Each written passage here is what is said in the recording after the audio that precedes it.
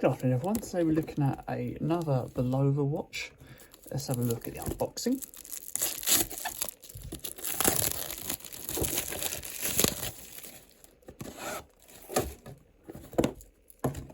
It's a simple lift-off lid style box. It's all sort of fallen off it, as you can see here, which is a shame. Don't know what's happened to that. Ordered it from Amazon, so it should have been fine.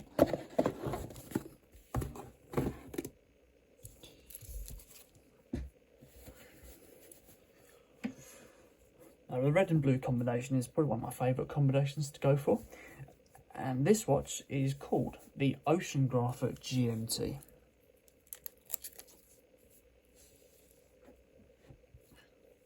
It's a 42mm case diameter with a 14mm case thickness, retails at £685 and probably weighs around about 180 to 200 grams.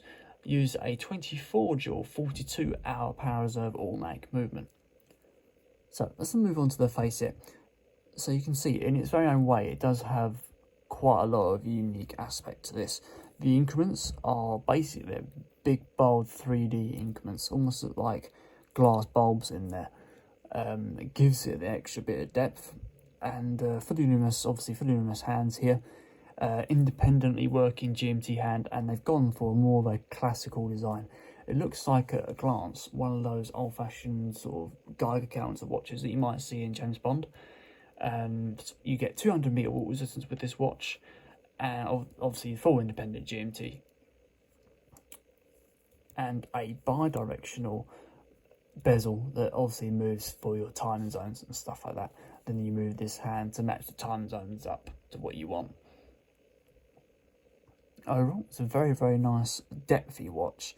Gives a nice, it does look nice, to be fair. I'm finding myself wanting this, to be fair.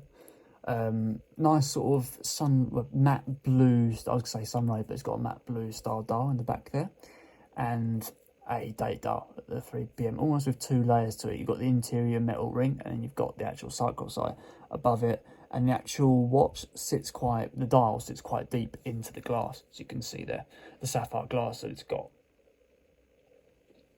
So a little bit about the brand. The Bulova brand was funded by Joseph Bulova in 1895 in America. He originally opened up one store in New York, and so yeah, they've racked up a list of accolades over time. For example, 46 NASA missions, and I think on one of those they left one of the watches in the Sea of Tranquility on the moon. So that's a little bit of a sort of backstory for you. So coming out to the casing, got a full polished finish on the actual casing, and sort of almost like a tiny bit of a flute effect on the actual bezel to give you that grip to turn it, not that you need it. And the bezel sits on top of another sort of brush finish ring, gives it that depth. So let's have a look at the crown.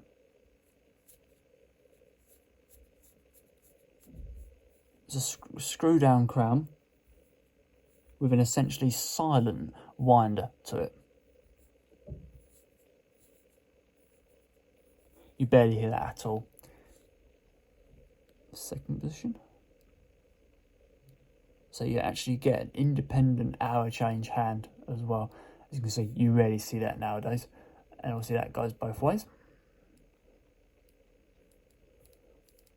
And that will change the date dial for you as well. Just rotate that hour marker.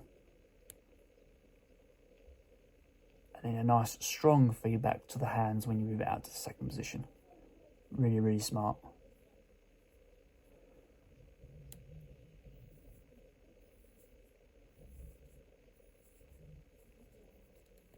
Full screw down crown as well, just slides nice into place, and because of it's quite a thin crown in terms of this way, but this way it's quite thick, so it's really easy to grasp onto as well.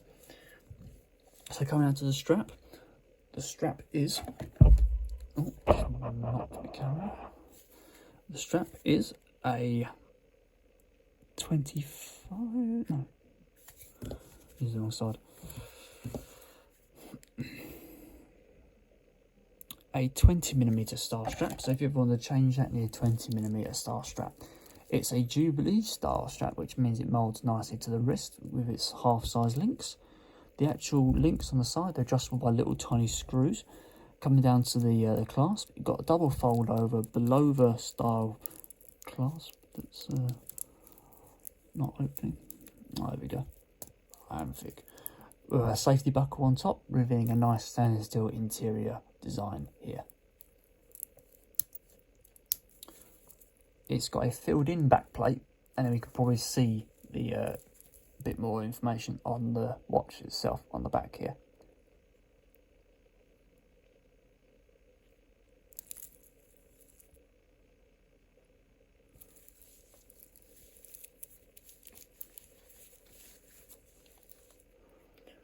So there we go, guys. That is the Bulova Oceanographer GMT.